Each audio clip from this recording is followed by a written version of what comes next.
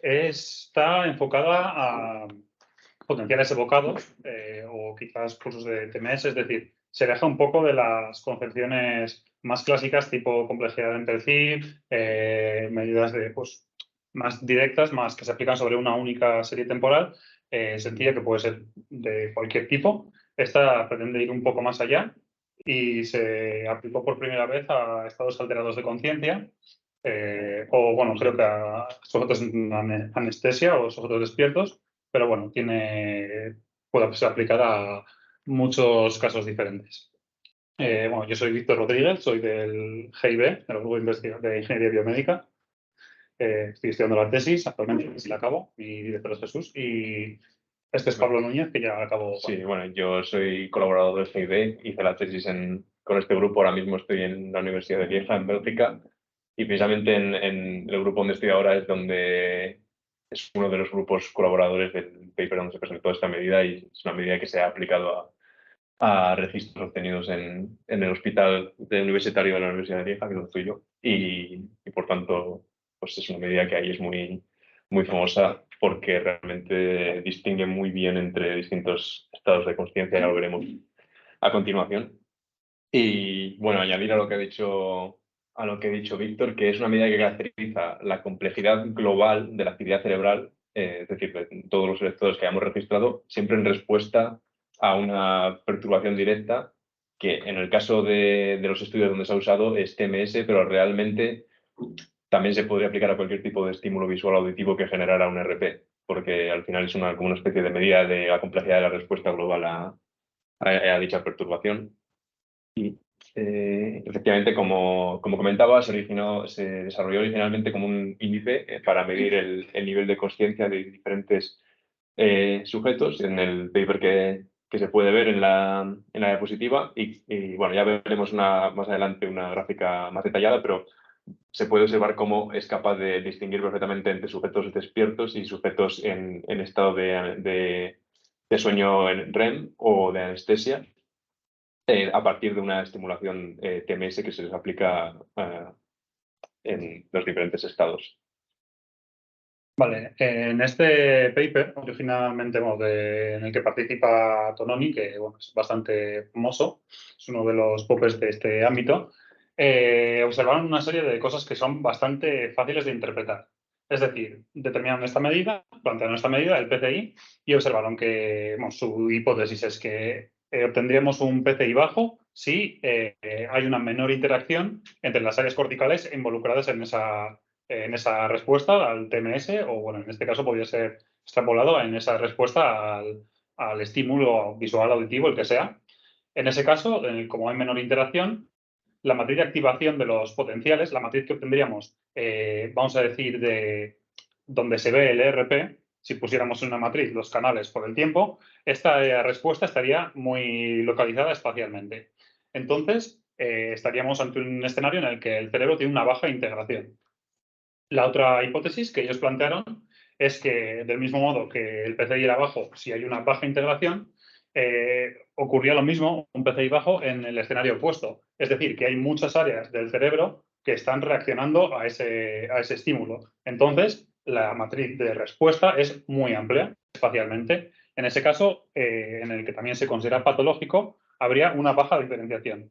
Es decir, tendríamos un PCI bajo tanto en el caso de baja integración como el de baja diferenciación. Y estos patrones se observaron para un bajo nivel de conciencia, es decir, sujetos anestesiados o dormidos. Por el contrario, observamos un PCI alto si muchas áreas relacionan, pero de manera diferente. Entonces, la matriz de respuesta no será redundante, tendrá una información diferente, con diferentes latencias, diferentes áreas reaccionan de forma diferente. Es lo esperable, ellos dijeron, en sujetos sanos, porque tiene integración y diferenciación. Entonces, en esos casos, el PCI es alto y está asociado a un alto nivel de conciencia. En nuestro caso, los sujetos sanos o despiertos. ¿Vale? Vamos a ir un poco más al detalle a ver de qué figuras obtuvieron en este estudio, porque vamos, son bastante significativas. Vale, sí, voy a explicar un poco esta figura que está sacada del paper que hemos presentado antes. Básicamente, esta primera figura que voy a presentar es para diferenciar entre estados de sueño o despiertos en una serie de sujetos. Entonces, digamos que cada columna de esta gráfica, donde pone 1, 2, 3, 4, 5, 6, sería un sujeto diferente en diferentes estados, ya sea solamente despiertos, como sería el sujeto del 1 al 8. Entonces, para cada sujeto despierto se le ha aplicado un TMS de una intensidad diferente, como se puede observar en la barra de colores, y se observa que, más o menos, independientemente de la intensidad del TMS, el nivel de PCI que se observa en estos sujetos está siempre en torno al mismo rango. Espera, que voy a ayudar igual un Sí. poco indicando. Vale, de acuerdo. Sí. Estos son los sujetos, los que fueron de control. En este caso solo había registros de despiertos y los diferentes colores significan diferentes niveles de TMS. Y es lo que ha comentado Pablo hace un momento, que pese a aplicar niveles distintos de TMS, la respuesta del PCI está siempre más o menos localizada en una zona. Y la forma de los puntos indica qué región digamos, será el objetivo del TMS, en plan diferentes zonas de aplicación. Vale, pero para que no nos perdamos, demasiado al principio, por lo menos. Cuando habláis de integración o diferenciación, os referís a que en diferentes sensores el potencial que produce la TMS se detecta de una manera u otra. A que O sea, ¿cuál es la medida de la integración? Por integración se refieren a que integración es el primer caso, ¿no, Víctor? Es cuando realmente el TMS solamente aparece reflejado en ciertos canales, normalmente los que están más cerca de donde se aplicó. Eso es. Y solamente parece que no se extienden a lo largo de la red. Eso sería la baja integración. Y luego la diferenciación significa que puede que sí que se extiendan a lo largo de todos los electrodos, pero siempre con la misma respuesta muy estereotipada y siempre la misma. Eso Vale, entonces es el potencial, el registro del potencial de la TMS en diferentes electrodos, lo que utilizáis para sí. medir el Sí. PCI. O sea, justo después de la aplicación del TMS es cuando se empieza a medir cómo se... Sí. Cómo se ve en diferentes electrodos, ¿no? Sí. Pues Bueno, de todas maneras, luego hay una figura, creo, donde se puede observar. Sí, pero no se refiere exactamente a eso. Yo creo que puede pintar también. Vale, pues mira, igual sí. Simplemente lo que observaron, no tuvieron un índice como tal de integración o diferenciación. Simplemente ellos consideraron que si... Pues lo puedo pintar. Bueno, más o menos sirve. Si esto, vamos a decir que son diferentes sensores y hemos visto, podemos poner un potencial, vamos a decir, en dos sensores. Entonces, ellos, desde su experiencia, desde la literatura, esperaban que este impulso, esta respuesta al CMS, se extendiera a lo largo de más sensores, más regiones cerebrales. Entonces, como está por debajo de la respuesta esperada, vamos a decir que hay una baja integración de esa respuesta. Y del mismo modo, si esperaban que estuviera en 4 regiones, habiendo más, y está en 10, en ese caso ese sería lo contrario. O sea, el cerebro no está limitando, no está inhibiendo adecuadamente esa respuesta. O sea, no hay un índice como tal de integración, claro, sino que el PCI lo que nos da es indirectamente esa métrica. Si el PCI está en valores altos, esos parámetros están funcionando bien. Si el PCI es demasiado bajo, puede ser por estos dos factores. Claro, al final es todo relativo el nivel de PCI, porque esto al final se vio más o menos una medida que podía separar más o menos bien los grupos, pero fue ad hoc, o sea, eso fue a posteriori. O sea, realmente el nivel alto o bajo de PCI al final es relativo, entonces es lo que nos ayuda a distinguir. Entonces al final es como que está el concepto de integración y segregación por detrás, pero sin ningún valor específico que estuvieran buscando. Sí, no hay un valor normal, sino eso en comparaciones. Es lo que nos ayuda a diferenciar, ese es el valor óptimo para separar, que significará lo que signifique, al final es relativo. Vale. O sea, no es que nos mida integración o segregación, sino que está sujeto a una disfunción en estos dos dinámicas cerebrales, vamos a decir. Vale, y continuando, entonces, de sujeto 1 al 8 son solo controles, pero luego del 9 al 32 son sujetos a los cuales se les aplicó el TMS tanto en condiciones de despiertos, que serían los puntos que no tienen borde, los que se ven arriba, Y también se les aplicó el TMS bajo diferentes tipos de anestesia o bien también en sueño, del 9 al 14. Esto es un sueño y esto es diferentes tipos de anestesia que seguro que entendéis mejor que yo.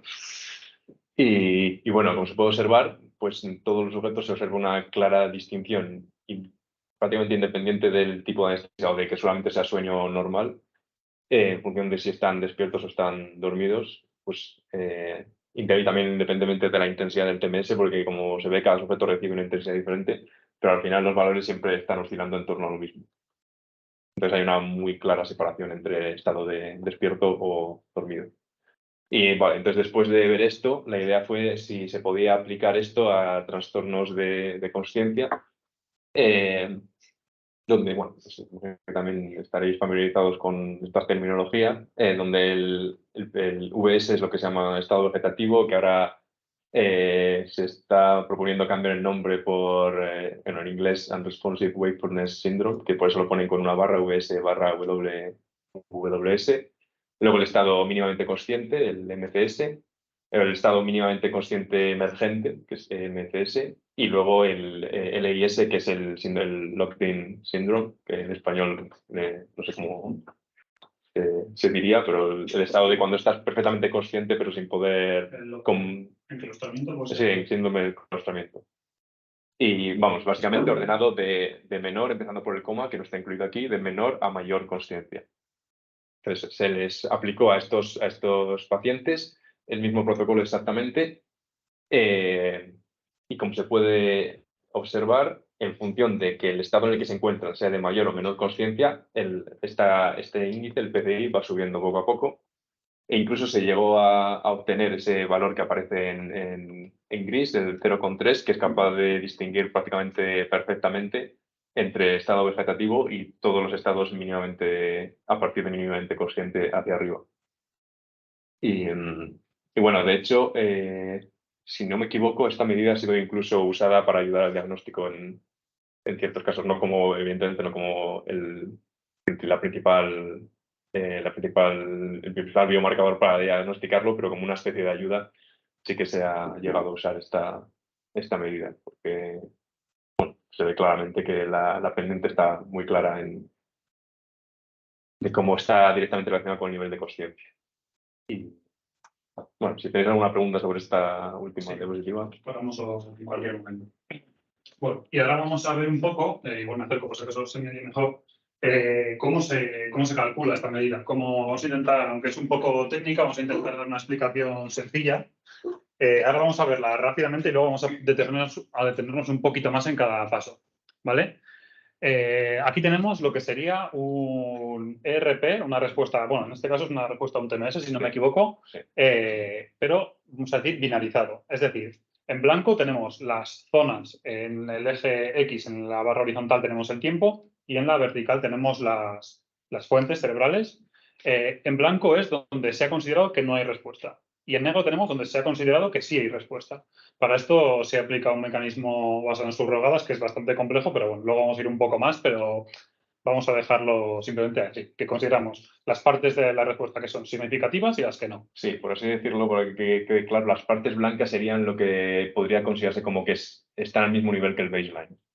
Y las partes en negro es cuando realmente se ha observado con este algoritmo de manera significativa que sí que hay un RP o una respuesta o lo que sea. Por encima del nivel intrínseco. Por encima del nivel intrínseco de baseline. Eso es. ¿Vale? Una vez tenemos hecho esto, calculamos una métrica, bueno, concatenamos todos los canales, cogemos las diferentes series y las ponemos simplemente una detrás de otra y aplicamos un algoritmo llamado complejidad del empathy, que es un algoritmo derivado de la teoría de la señal, que una vez lo entiendes es sencillo, pero bueno, luego lo veremos un poco más en detalle. Y sobre ese grado de complejidad aplicamos una normalización para que quede entre 0 y 1 y sea fácilmente interpretable y ya sacamos un valor. En este caso, bueno, por ejemplo, 0,55, 0,80, el que sea, entre 0 y 1. ¿Vale? Ahora vamos a ver cada una de las partes un poco más. Vale, que eso es un valor por sujeto. Es un valor por sujeto, eso es. Bueno, sí, podría tener un valor por cada trial, por cada respuesta, pero, Claro, sí, pero sí, un valor por sujeto. Por sujeto y condición, claro, tú haces esto, estás durmiendo y haces esto y tiene otro. Efectivamente, sí. Bueno, sí, entonces al final, después del proceso de umbralización, pues acabamos llegando a una secuencia que es una secuencia binaria, que es con lo que veis. Puede ser 0 o 1, en función de si se considera que el nivel de la eje no supera el baseline, o 1 si está en un estado que se considera de respuesta activa, por así decirlo. Y entonces, digamos que cada fila sería esta secuencia, pero para cada canal. Bueno, evidentemente en la realidad sería mucho más largo, pero bueno, este es un ejemplo para que nos entendamos. Entonces, el eje X sería el tiempo y el eje Y serían los canales, diferentes canales. Entonces, ¿qué hacemos con esto? Pues tan sencillo como coger todos estas series y ponerlas una detrás de otra, todas seguidas. O sea, aquí entonces para el 1 da igual que tenga una amplitud de 10 microvoltios que tenga una amplitud de 3 microvoltios y el mecanismo, por utilizar vuestra terminología, considera que hay respuesta. Efectivamente, es todo relativo Igual que haya 10, 3 o 15. Sí, es todo relativo al nivel base, por así decirlo. Eso es. Esto es un algoritmo que está basado en un mecanismo de subrogadas. ¿Qué es esto de las subrogadas? Se está basado en crear señales que tienen, vamos a decir, la forma de un eje normal, por así decirlo, pero en el que hemos destruido cualquier tipo de dinámica. Es un proceso bastante costoso computacionalmente y lo que nos permite es eso, es decir, el nivel esperado del baseline, el nivel intrínseco esperado está aquí. Si en determinado punto espacial o sensor supera ese umbral que hemos determinado con el proceso de subrogación, ahí hay una respuesta genuina. De esta forma estamos eliminando un poco lo que sería respuestas falsas, por así decirlo, o elementos espurios de la actividad cerebral. Es crucial, que creo que nos has mencionado, que estas señales subrogadas siempre están basadas en la señal original. Eso es. Entonces, es un proceso que conserva un poco la forma de la densidad fetal de potencia, de manera que la señal que obtenemos tiene más o menos el mismo perfil de potencia, pero que se han eliminado estas propiedades dinámicas, como pueden ser los RPs. Entonces, podemos considerar que el promedio de esa señal subrogada sería como el nivel de baseline del eje. Eso es. Y vamos, de esa forma también se tienen en cuenta las particularidades de cada individuo, que puede haber bastantes diferencias entre el eje de las diferentes personas o pacientes. Estamos teniendo en cuenta esas particularidades individuales. Bueno, entonces. El proceso de subrogación se utiliza también porque el eje, como sabéis, es intrínsecamente ruidoso. Muchas veces no queda claro qué es actividad neural y qué es ruido. Entonces, con el proceso de subrogación de lo que se trata es de eliminar el ruido. Es un poco lo que estamos también comentando y con lo que hace al fin y al cabo para destruir todas estas dinámicas, esa propiedad dinámica. ¿Y eso es fiable? Es que si no lo haces es cuando no es fiable. No, me refiero que si realmente consigues separar ruido de eje. De manera bastante razonable. Vamos, el proceso de subrogación hay muchísimas formas de hacerlo. Suele ser muy costoso computacionalmente porque requiere coger la misma señal y hacer a lo mejor no una señal subrogada, sino a lo mejor 100, 200 señales subrogadas o 500 señales subrogadas, diferentes versiones de la misma, y le vas destruyendo esa propiedad, en este caso la dinámica, y donde lo que obtienes al final es un pool de señales donde en principio no existiría esa propiedad. Cuantas más subrogaciones hagas, más fiable es el proceso, pero más costoso computacionalmente. Claro, entonces, por ejemplo, si tú tienes una medida que consideras que se debe al dinamismo de la señal, pero la observas tanto en la señal original como en la señal subrogada, quiere decir que realmente esa propiedad no se debe al dinamismo de la señal, sino que es debido a otro factor. Sin embargo, si solo aparece en la señal de RP, por ejemplo, pero no en la señal subrogada, significa que esa propiedad que has observado se debe a algo intrínsecamente dinámico, como puede ser el RP. En otro contexto diferente, otro tipo de estudios, pero otro ejemplo de por lo que me refieres.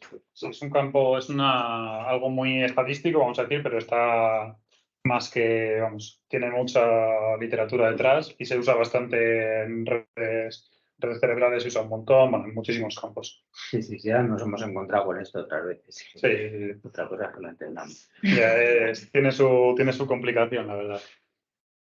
Y bueno, una vez tenemos nuestra única serie de binaria de ceros y unos, es cuando aplicamos la métrica de complejidad.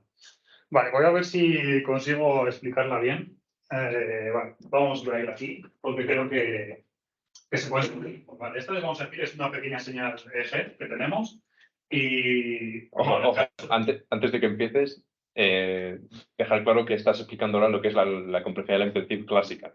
Sí, O sea, quiere decir que la forma de construir esa secuencia de ceros y unos no sí, es la forma de construir esa secuencia de ceros y unos, no Sí. es esta misma, sino... efectivamente, lleva razón. Esto lo obviaríamos, en nuestro caso no lo tendríamos.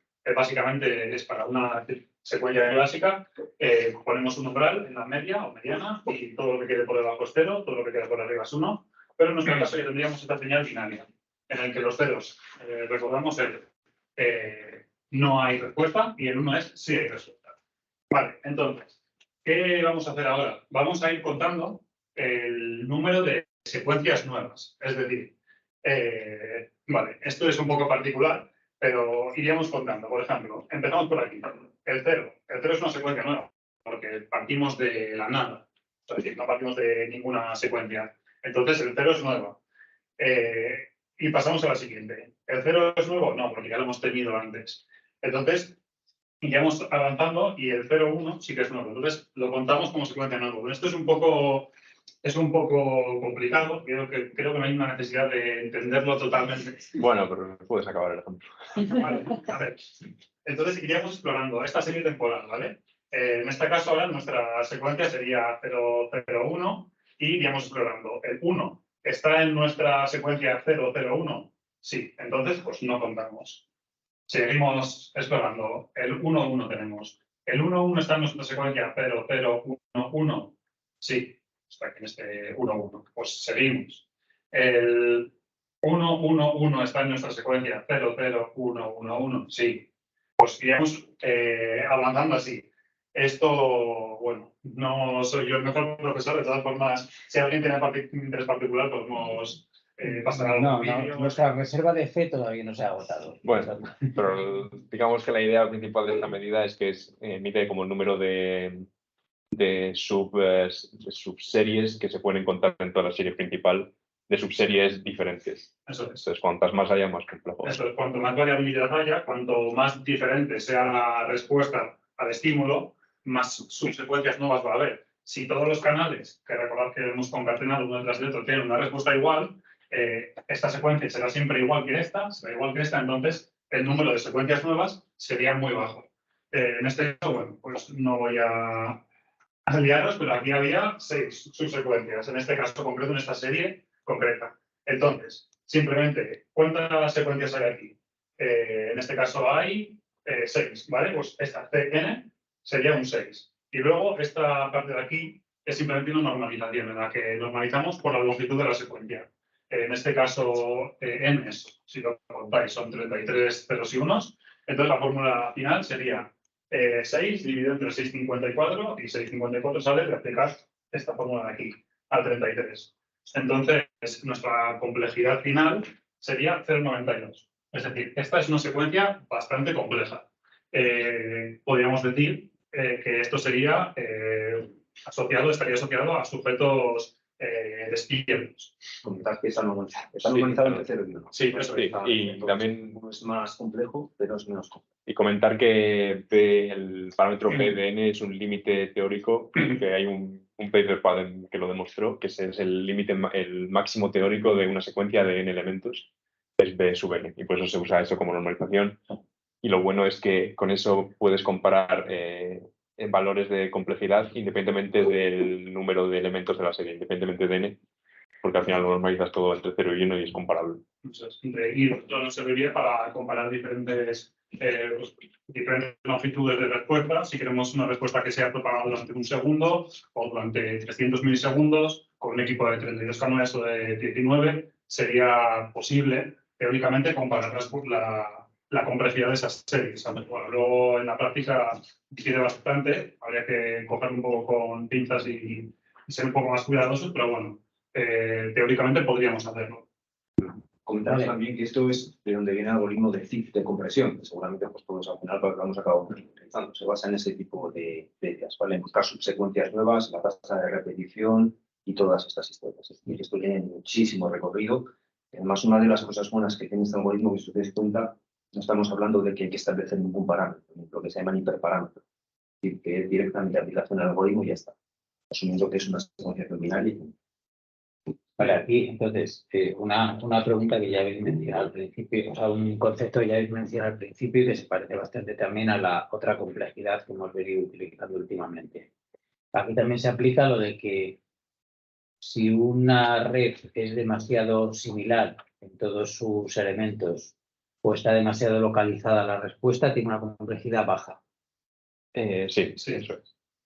Entonces aquí también se aplica eso. Porque eso era PCI y Eso esto es. es. Sí, el PCI PCI deriva de esto. Sí, el PCI está basado, en último término, en esta métrica de complejidad. Sí. Es decir, si solo tenemos la respuesta al string en una serie de canales, el resto de canales van a ser cero, porque van a estar blancos, entonces van a ser iguales, baja complejidad. Vale.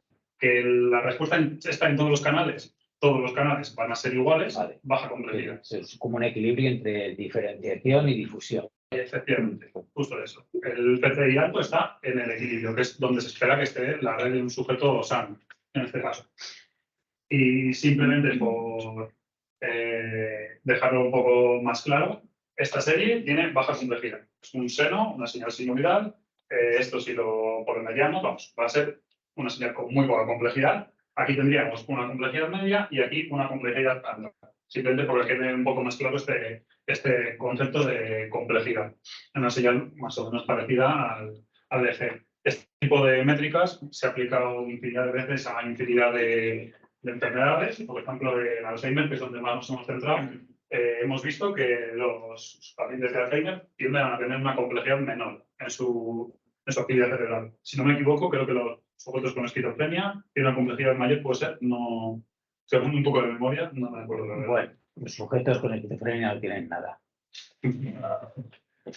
Porque son diferentes entre sí. Cierto, es verdad. Bueno, pues eso, con esto espero que haya quedado un poco más claro este concepto de complejidad. Y finalmente, pues habíamos pensado en qué podíamos hipotetizar para el campo de la esquizofrenia, acerca de esta métrica de PCI. Sí, bueno, a ver, esto es evidentemente, seguramente, no sé, una hipótesis igual un poco, no sé, no muy desarrollada y seguramente vosotros podréis criticarla tremendamente, pero bueno, una cosa que me ocurrió a Víctor y a mí hablando es que podía estar relacionada esta medida, y bueno, para aprovechar que tenemos los expertos con TMS, que teniendo en cuenta las alteraciones de la inhibición del GABA que están asociadas a la esquizofrenia, que podría ser que entonces muchas áreas que los enfermos de esquizofrenia mostrarían una baja diferenciación comparado con los controles por temas de que la propagación de este TMS sería más similar entre todos los canales debido a alteraciones de la inhibición. Eso es una hipótesis que se nos ha ocurrido. Posiblemente tengáis mucho que aportar en este sentido. Pero bueno, simplemente para ver por dónde podrían ir los tiros desde un punto de vista ingenieril. Hombre, así en principio tiene bastante sentido lo que decís, ¿eh? Quiero decir que si realmente pensáramos que hay menos actividad inhibitoria en la corteza de los pacientes, como la mayor parte de las células son excitatorias, es una red que tiene muchos aceleradores y algunos frenos esparcidos por la red. Pues si los frenos funcionan peor, como las neuronas excitatorias se excitan unas a otras, pues lógicamente tendería a haber una hiperactivación basal, que es lo que precisamente pues, mucha gente propone. En los resultados con TMS que hemos podido analizar de una manera un poquito más fiable, que son los más simples, los de pulso simple, es decir, vemos cuál es la amplitud después de aplicar un pulso de TMS. Y la idea es que cuanta mayor amplitud haya, menor será la actividad inhibitoria, lo que se dispara la actividad, ¿no? Entonces, bueno, globalmente parece que los pacientes, los que tenemos analizados con esto, que no son demasiados, pues tienen una mayor amplitud después del pulso. Los pulsos pareados estamos un poco más liados ahí porque ahí no sabemos exactamente cuál es el intervalo entre estímulos ideal. Bueno, ahí todavía no tenemos resultados demasiado consistentes. Pero en principio las cosas parecen apuntar en esa dirección. Entonces, claro, lo que vosotros estáis hablando más o menos es una prueba de la conectividad global funcional del cerebro. Sí, Sí, Claro, Es un podría resumen, considerar. es un resumen. Sí, Claro, sí, sí. en resumen, sí. la prueba objetiva de la conectividad funcional global, ¿no? Es Sí.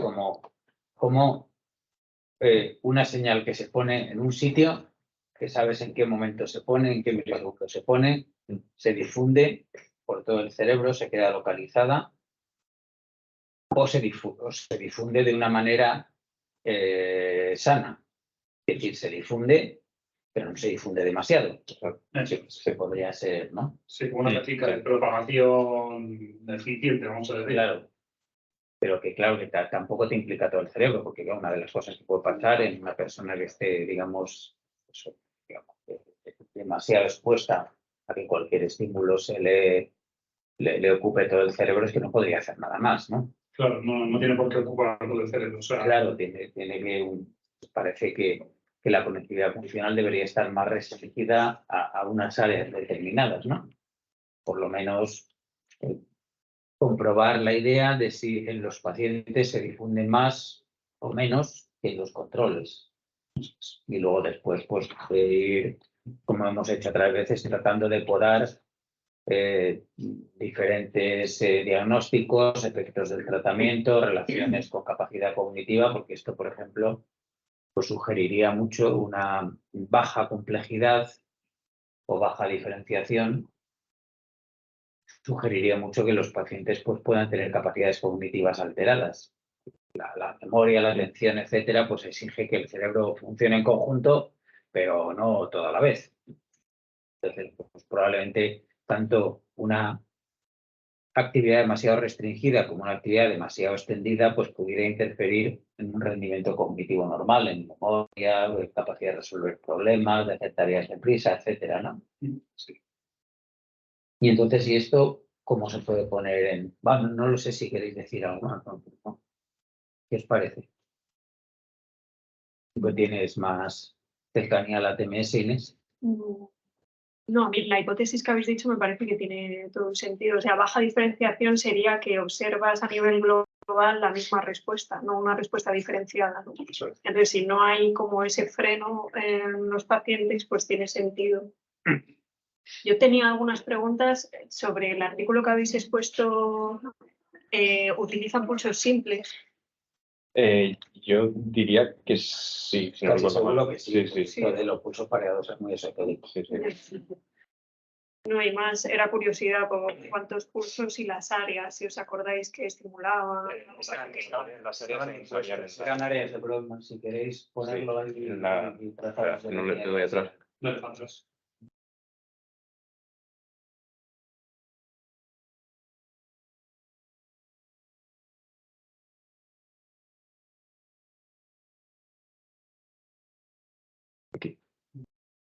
No, no es la anterior. Sí.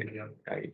Aquí ya tienes la área 4, 6, 7, 8 y 9. Son 19. La 6 es prefrontal, la 4 es frontal de por ahí y las otras ya no me las sé. Ya, yo tampoco.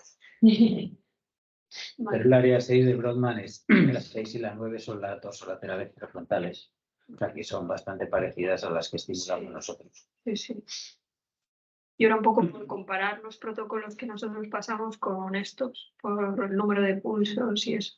Sí, bueno, de todas maneras el protocolo completo está descrito en el paper este que hemos puesto. Sí, se puede mirar y ya está. Sí. Este. Aparte, yo me atrevería a decir que va a ser un poco independiente de las características específicas de la estimulación, porque si os fijabais, oscilaban, pero no demasiado, incluso con diferentes áreas de estimulación, diferentes intensidades. y todo. Sí, eso es verdad, sí. Y tenéis idea, claro, ya había 32 sujetos en total, ¿no? ¿Que eran 32 en total o eran 32 de los que 8 les pasaba no sé qué y de otros? Eran, bueno, claro, según los grupos, aquí por ejemplo en NRM, en la base de sueño solo había 5. Y 5 son diferentes. Son diferentes, sí. Sí. Diferentes, Del 1 al 8 pero solo cada uno están sueño. en una condición diferente. O sea, los del sueño no les anestesian también, ¿no? Del 1 al 8 solamente se lo han aplicado en condición de despiertos. Y luego del 9 al 32 les han aplicado tanto con despiertos como con anestesia. Por eso tienen Hay- valores que hay diferentes. 3 grupos o sea, 5 pacientes en sueño, 6 con midazolam, 7 con xenon, y 10 y no sé cuántos con propofol. Sí. Una cosa así. 5 por grupo de. Sí que es verdad que juntos hay 8 descritos y creo que 20 son. Vale. Entonces, para aplicar esta idea, necesitaríamos un grupo de sujetos en los que tengamos TMS y registro de eje y de controles sanos también. Sí, necesitaríamos controles sanos. Sí, vale, una referencia. Y tenemos más o menos ahora mismo 30 y tantos De cada grupo. de cada grupo, sí. Bueno, controles casi 40. Creo que son unos números suficientes como para explorar un poco lo que va saliendo. Sí, tenemos los 30 y tantos, son algunos de un modelo de diagnóstico y otros de otro, pero vamos. Con esquizofrenia serán Ahí 16 no, y tanto. los que hemos metido en el artículo último, 20 y largo, yo creo, pero están mezclados. Los que hay menos son bipolares, ¿no? Sí, bipolares hay 6, creo. Sí. Luego otra cuestión que tú comentabas antes diciendo que es interesante y es si puedes poner los chicos en la parte de organización. Ahí está ahí está. Si te das cuenta es un mapa blanco-negro, pero no hay grises, ¿vale? Pero se pueden conseguir grises. Es decir, tú puedes conseguir, puede ser 0, que es el umbral de, oye, no hay nada ahí, luego a partir de ahí que empieza a haber cosas. Y en función, por ejemplo, pues de un nivel de activación, un umbral o unas desviaciones respecto a lo que sería ese valor base, tú puedes establecer no valores de 0, 1, sino, por ejemplo, 0, 1, 2, 3. Porque al algoritmo del perfil realmente aquí está aplicado sobre una serie binaria, pero realmente es sobre una secuencia simbólica, sobre cuando está definido. Pues una secuencia simbólica puede tener 2 símbolos, 0, 1, o puede tener más, 0, 1, 2, 3. Lógicamente ahí lo que son las estimaciones de legislar necesitan series más largas, al tener una riqueza de símbolos mayor, pero te permite también poder tener en cuenta situaciones concretas en las que, por ejemplo, hay diferencias en cómo se ha propagado no obstante, en una primera aproximación yo optaría por la binarización 0,1 y ya está, pero se puede hacer. Claro, porque por un lado hay pacientes que tendrán una amplitud del pulso significativamente superior que los controles, pero casi seguro que hay otros que la tienen parecida a los controles. Pues, entonces, sí, pues os fijo, vamos, que va a haber mayor dispersión en los pacientes que en los controles. Claro, eso se puede tener en cuenta, pero como digo, ahí sí que a lo mejor se necesitan series temporales un poquito más largas, porque digamos que el vocabulario de símbolos en principio es mayor. Entonces, para hacer una estimación más robusta necesitas observar más serie temporal. Yo creo que aquí la primera aproximación debería ser esa, es valorar la conectividad funcional, la eficiencia con la que se transmite una señal en el cerebro de unos y de otros y relacionarla con las manifestaciones clínicas. Y entonces poniéndonos en la práctica, no sé qué tipo de señal necesitáis que os pasemos, con, no sé, algún preprocesado especial o... Bueno, yo creo que las señales de eje TMS con el procesador clásico ICA, no sé cómo las estáis procesando, pero con eso debería valer en principio. Estas ya deben estar procesadas, ¿no? Sí, Todas. O sea, con el ICA ya hecho y la De hecho, yo creo que la mayoría las habéis metido en la última base de datos que nos habéis mandado. O sea, que deben estar. Sí, eso, yo en eso no he trabajado, pero Sí, si no están todas, están casi todas, vamos. Todas, ¿no? Pues entonces con eso yo creo que podríamos. Pero dice las que han procesado ellos en base al IP300. Claro. Sí, eso sí. O sea, sí, nosotros hemos trabajado con los T300 que yo creo que sería con esas mismas señales trabajar. Sí, pero entonces ahí os falta los registros con TMS. Claro, eso sí. Si queremos seguir esa misma metodología, necesitaríamos los registros con TMS. Sí, claro. Que ahí se han procesado quitándoles también los artefactos de la señal. Que esa es otra parte muy importante, el artefacto de la señal. Que es lo que ha trabajado el grupo de Alejandro en Barcelona. Sí, pero esta medida claro, se empieza a medir cuando ya se ha acabado el pulso TMS. Entonces, siempre es ver cómo se ha extendido, pero claro, sin el artefacto bestial de cuando... Sí, pero el artefacto llega. Ya, pues sí. que si no, yo cortando con tijeras valdría, pero no. Pero llega. Sí, sí. Pero bueno, ese problema ya lo tendríamos. Sí, el ICA está hecho y el preprocesado filtrado y eso sí está. Entonces, esa señal vosotros tenéis, bueno, lo podemos volver a pasar, la señal de... Bueno, no, en realidad es solo lo de la TMS lo que Sí. tenemos que pasar. Lo que necesitáis es, claro, Sí, con eso Sí. tantos sujetos marcados como siempre y demás, y vale. Pues Lo que no recuerdo, a lo mejor vosotros lo tenéis en la cabeza, si las señales LG, EG eran iguales en longitud o habíais seleccionado épocas.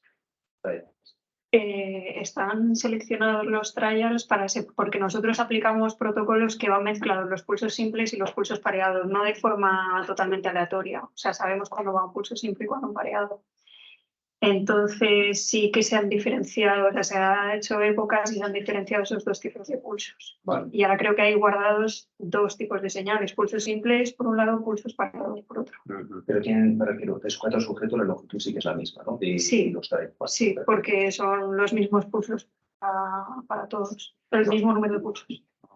¿cuál es la longitud que tenemos de las Son ventanas ahora? de las ventanas, o desde... No sé exactamente. ¿Qué necesitamos para...? Aquí llevamos, claro, con la LPT, que es la que hemos utilizado nosotros en otras ocasiones, con 5 segundos, creados a una frecuencia razonable de minutos 12, una cosa así. Vale. Eso tiene. O sea, no, el epocado que hemos hecho nosotros creo que va de -1 a 1. ¿Sabes? Sí, es lo que me suena. Sí, es menos. bueno, podríamos mirar el paper a ver exactamente qué ventana usaban. Pero Ahora mismo no me acuerdo. 5 segundos después de la TMS. Ah, bueno, mira, de hecho ahí puedes ver 100 milisegundos. Sí, de hecho, ten en cuenta, Jesús, que aquí se están concatenando todos los canales. Claro, por eso te digo que eso es como lo hemos hecho nosotros teóricamente, aquí seguramente los requisitos son menores, porque como coges un montón de... Sí, y luego lo que yo estoy pensando es que dentro de los pulsos simples, el espacio entre los pulsos está también semi-aleatorizado. Entonces hay pulsos que están separados por 5 segundos, luego otros por 6 y otros por 7. Vale. Hola Jesús, soy Saúl. Estoy hablando desde el DGMA. Que Hola. las señales van de -1 segundo a 1 segundo y la frecuencia de muestreo son 5.000 Hz. 5.000 Y Hz. el pulso está en el centro. O sea, son 2 segundos de cada trial y el pulso está en el centro. ¿De qué estás hablando? Vale, perfecto. ¿Es alguien de Barcelona? ¿De los requisitos? Sí. Ah, vale. Sí. Vale. Sí. Y luego, claro, sería pues bastante interesante comprobar qué pasa con los pulsos pareados aquí. Es decir, tenemos pulsos simples en los que aparece pues, un potencial evocado y se dice pulso de X intensidad y ya está. Pero luego tenemos otros dos experimentos en los que hay un prepulso que está entre 2 y 4 milisegundos antes, es decir, que hasta ahora están 4 milisegundos antes, con un poco menos de intensidad, que hace que se atenúe la respuesta al pulso target. Y luego otros que están a 100 milisegundos. Son inhibición cortical de intervalo corto o largo. Entonces, claro, esos tres experimentos, la conectividad respecto de esas tres condiciones, pues sería pues, bastante relevante el medirlo con esto también, si os parece. Porque claro, Eso lo tenéis para controles y para esquizones, para los tipos de... Ese podría ver si esa atenuación que has comentado, supongo que si es mayor o menor para... claro, la idea es que nuestra hipótesis es que la atenuación es menor en pacientes por falta de actividad inhibitoria, porque esto mide la actividad respectivamente de los sistemas GABAérgicos tipo A y tipo B. Entonces, sería como más selectiva la alteración de la integración y de la difusión de un sistema fisiológico, si esto lo comprobáramos. Entonces tendríamos 3 tipos de estudios, ¿no? Con el pulso simple, con cada uno de los 2 pulsos pareados. Yo empezaría con el simple primero, a ver, Sí. y luego pasar a los otros. Bien, Bueno, de todas formas se pueden lanzar los análisis en paralelo y Sí, no, y nosotros, claro, nosotros continuamos trabajando con la relación que es el mogollón o sea, el objetivo de nuestro estudio ahora mismo, la relación entre la actividad inhibitoria medida por TMS y modulación del EEG valorada con pues las métricas que hemos utilizado hasta ahora, tanto de Grafos como de entropía. Pero la idea es que hay demasiada actividad inicial y eso pues dificulta la modulación, y el exceso de modulación inicial, el exceso de actividad inicial tiene que ver con un déficit GABAérgico. Son 2 vías paralelas que podemos, desde luego, ir progresando a la vez. Sí. Pues entonces, pues, ahora queda mandaros los datos, ¿no? Sí. revisamos lo que tenemos primero. Sí. Que digo que revisamos primero los que tenemos, como ustedes que lo habéis enviado previamente, y Sí, lo que pero nos falte. De TMS No, no. si no tenéis nada. Nosotros tenemos los GR300. Vale, los había entendido que se lo No, me he expresado mal yo. No, de TMS seguro que no. Vale. Vale, Muy bien. pues fenomenal, yo creo que puede salir algo bastante positivo de todo esto. Sí. Pues venga, fenomenal, muchas gracias. Sí, muchas gracias. Vosotros por dejarnos dar esta charla. Ya, bueno, os hemos dejado, pero salís con el encargo. O sea, que...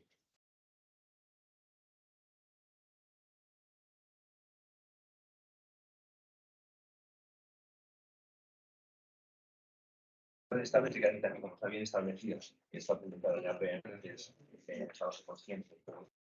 Creo que luego dejar de repensar. Sí, Porque está bien